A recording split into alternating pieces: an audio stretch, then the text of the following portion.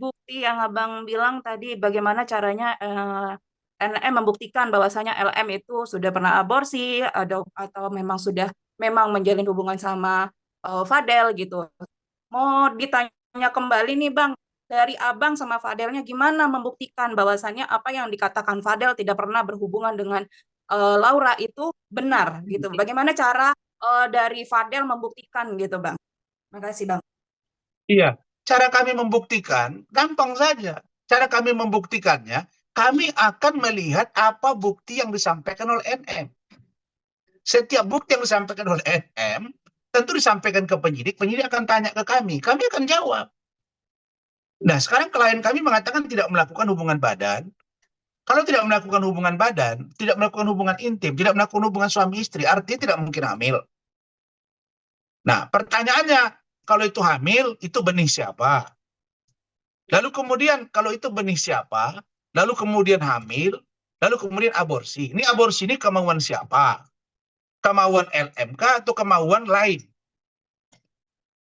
Jangan-jangan nanti misalnya hamil bukan karena Fadel. Tapi taruhlah dulu, katakan ini dari Fadel. Nah, lalu kemudian LM, dia menggugurkan. Nah, apakah disuruh atau tidak kemauan sendiri? Itu pun sulit kalau dia mengatakan, iya kemauan gua sendiri kok, nggak ada ikut-ikutan, saya yang minta tolong sama mereka. Kan selesai urusan Fadel. Nah, ini bukan Fadel kok, ini orang lain misalnya. Oke, artinya Bang, Apalagi tidak ada melakukan hubungan intim yang dikatakan oleh Loli misalnya, tidak pacaran, tidak berhubungan badan, tidak hamil. Kalau sudah tidak berhubungan badan, tidak hamil, tidak aborsi, di mana kekerasan seksualnya? Kan sulit. NM dan penyidik membuktikan ini. Sulit dong. Dan kami percaya bahwa LM pasti akan bicara jujur. Yang harus kita gali sekarang, kenapa ini anak berontak? Kan berontak, melawan, ngomong-ngomong kasar lagi sebelum dia dijemput paksa itu. Ada something wrong di sini yang harus juga ditelusuri gitu. Makanya kami melibatkan banyak lembaga. Jadi kami menunggu. A, pertanyaan kami jawab A. B, pertanyaan kami jawab B. Maka saya katakan sejauh pemeriksaan kemarin, itu belum ada hal yang spesial sehingga membuat kami cemas. Itu belum ada. Nanti kita lihat. Seperti itu. jadi artinya Bang ini dari Fadel sendiri membuktikan hanya dari statement atau omongannya aja gitu ya Bang ya. Tidak ada pembuktian dari pihak medis dan sebagainya. Nah, dalam teori hukum, siapa yang menuduh, dialah yang membuktikan. Siapa yang mendalilkan, dialah yang harus membuktikan. Kan yang mendalilkan kan NM. Yang melaporkan kan NM. Dia harus membuktikan. Apa yang didalilkan itu, apa yang dia laporkan itu. Kekerasan, pelecehan, aborsi, hamil.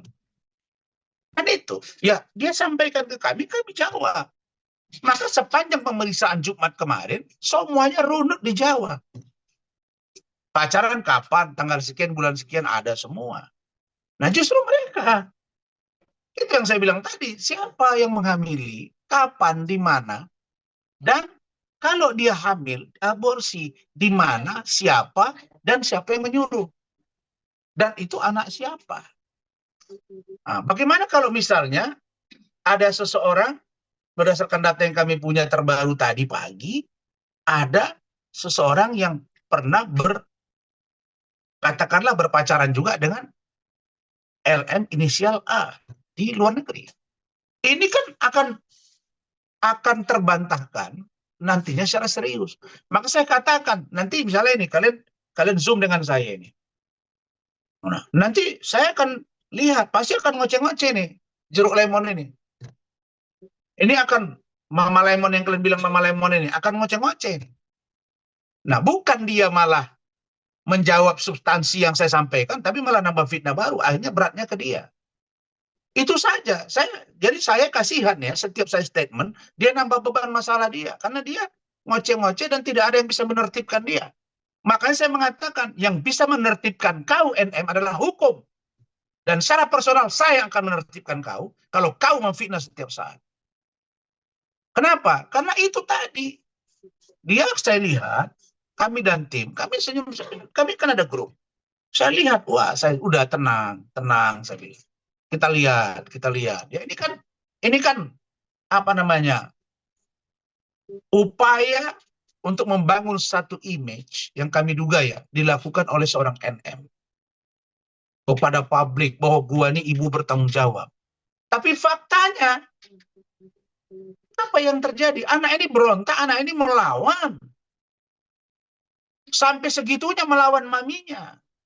Ini kan bukan nggak boleh dianggap main-main. Ada lagi kemarin malam saya di chat WA seolah-olah dia mengaku sebagai Loli. Saya ini saya senyum, kami capture, kami capture. Begitulah yang saya alami setiap hari. Jadi buzzer-buzzer ini, saya bilang, kalian nggak akan mempan. Nggak akan mempan gitu. Cukup sekali sudah, ada perempuan bilang begini, langsung saya rekam dan kami balikkan. Nah, jadi ini nanti ada upaya ini, enggak ada. Saya itu tetap tahu siapa yang akan mengganggu saya dan memancing saya. Itu sudah terbiasa. Jadi bagi kami, kasus ini memang harus dibuka untuk pembelajaran kepada publik dan rakyat Indonesia. Pertama, apa sih batasan seorang ibu kepada anaknya? Apa tanggung jawab seorang ibu kepada anaknya? Apa tanggung jawab anak kepada ibu dan atau orang tuanya? Apa yang tidak boleh dilakukan anak terhadap ibunya? Apa yang tidak boleh dilakukan ibu juga kepada anaknya? Ada batasan-batasan yang harus disampaikan karena ibu itu harus menjadi uswah wahasanah dalam bahasa Arab. Contoh dan tauladan. Kalau ada seorang ibu memberi teladan yang tidak baik kepada anaknya, maka berlaku ikon, petua, filosof hidup. Buah tidak akan jauh jatuh dari pohonnya. Maksudnya ini filosofi, bukan menuduh. Filosofi. Karena hidup ini tabur tuai. Apa yang engkau tabur, itu yang engkau tuai. Kau menabur angin, kau menuai badai.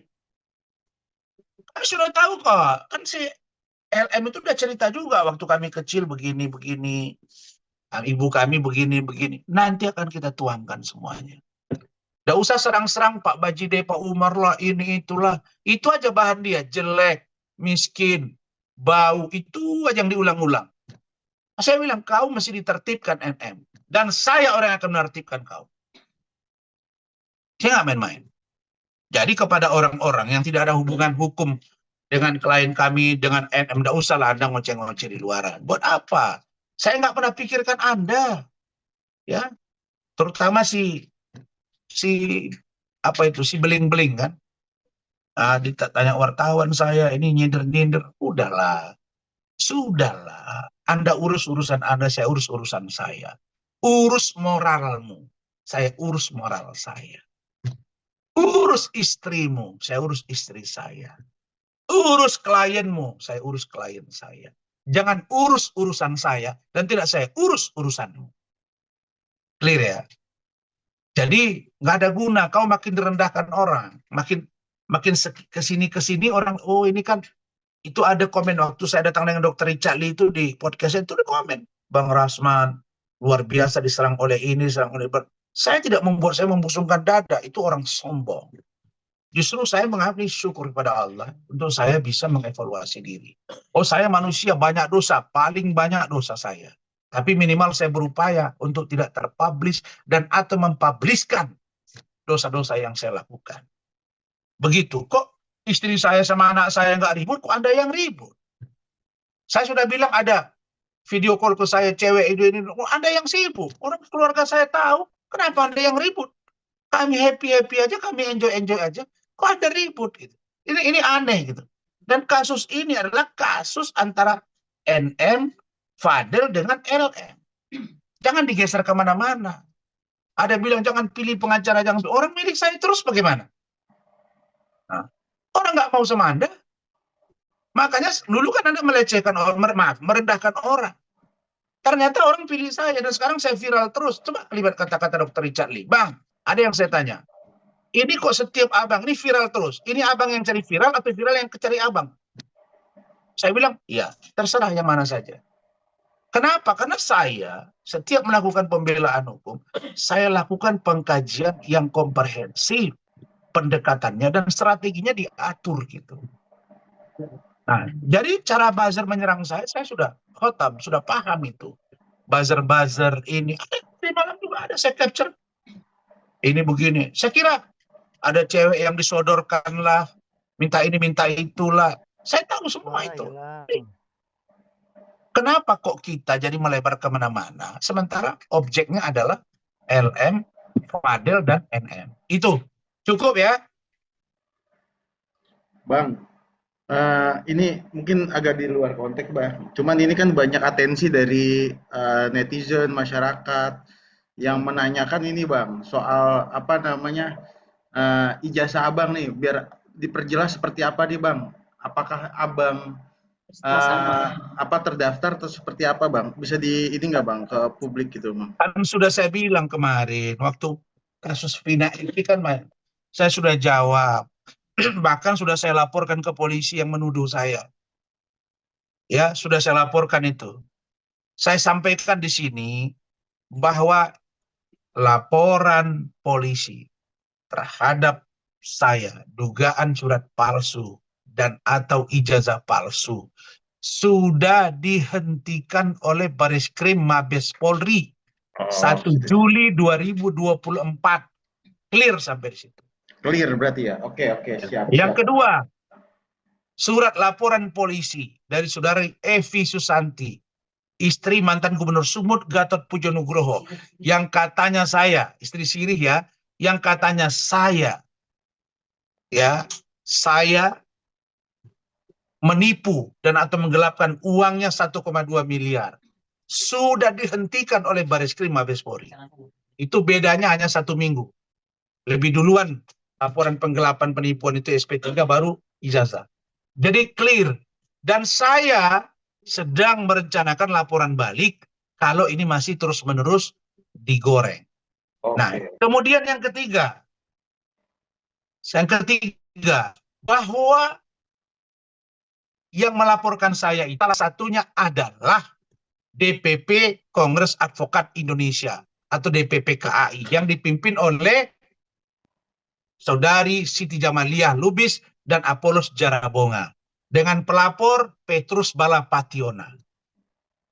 Tapi apa yang terjadi? 1 minggu sebelum di SP3 oleh Bareskrim Mabes Polri, DPP KAI mencabut laporannya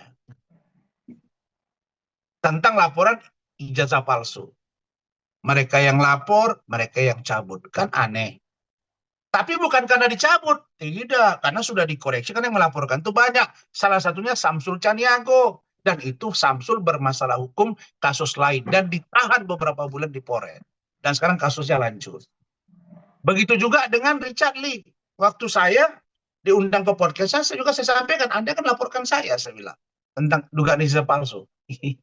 Dia senyum saja. Saya sudah bilang, saya sedang berpikir loh, buat tindakan hukum laporan balik atau tidak. Saya tidak pendendam, tapi jangan ganggu saya. Tapi kalau besok bersuara si A, bersuara si B, misalnya Evi, misalnya ini, sudah, ini saya kejar. Saya menganggap clear ya clear. Kan sudah saya bilang, ini adalah satu pertarungan berat 2,5 tahun yang saya alami. Dan ini saya tahu untuk menghancurkan saya, kecemburuan kepada saya. Dan sudah saya lalui. Kalau masalah dengan Hotman, urusan iklim hakim itu kan urusan remeh-temeh, urusan perempuan dan laki-laki. Tapi kalau masalah ijazah palsu, penipuan, penggelapan, ini serius. Dan ini harus saya clearkan. Dan sudah clear. Jadi netizen itu yang di-post itu adalah 2022.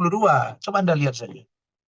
Mereka sudah cabut dan saya sudah bertemu dengan pengurus DPP KAI itu di salah satu tempat. Dan dia mengatakan, Bang, benar Bang, kami sudah cabut laporan. Udah clear. Begitu. Jadi kalau saya tidak sarjana hukum, masa iya saya ngerti hukum? Kan aneh juga. Saya debat 2 bulan tiap minggu di salah satu TV swasta membedah kasus hukum Peggy Setiawan dengan gugatan Perapit dan teman-teman yang lain. Saya kira ilmu hukum saya alhamdulillah bisa saya pertanggungjawabkan. Begitu. Oke, siap Bang. Terima kasih Thank Bang. you ya. Ya, atas informasinya. Thank you. Baik. Mungkin, Selamat siang. Assalamualaikum warahmatullahi wabarakatuh. oke, terima kasih.